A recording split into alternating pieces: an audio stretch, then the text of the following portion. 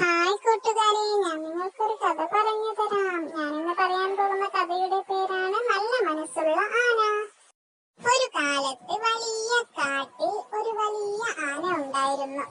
ആ ആനക്ക് നല്ല മനസ്സുണ്ടായിരുന്നു. അവൻ കാട്ടിലുള്ള എല്ലാ മൃഗങ്ങളെയും നല്ല രീതിയിൽ സഹായിക്കാറുണ്ടായിരുന്നു. ഒരു ദിവസം ആന കാട്ടിലൂടെ നടക്കുമ്പോൾ ഒരു പൂച്ച മരത്തിന്റെ ഇടയിൽ കുടുങ്ങിയതായി കണ്ടു.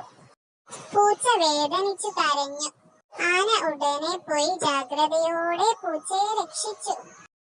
പൂച്ച നന്ദിയോടെ ആനയെ നോക്കി പറഞ്ഞു, നിങ്ങൾ നല്ലവനാണ്, എന്നെ രക്ഷിച്ചതിന് നന്ദി. ആന ചിരിച്ചുകൊണ്ട് പറഞ്ഞു, നല്ല മനസ്സുള്ളവർക്ക് മാത്രമേ നമ്മൾ സഹായം ലഭ്യമാക്കൂ. കൂട്ടുകാരെ, ഇതിൽ നിന്നും കിട്ടുന്ന ഗുണപാഠം: മനസ്സിൽ സ്നേഹമുണ്ടെങ്കിൽ അതാണ് യഥാർത്ഥ ശക്തി.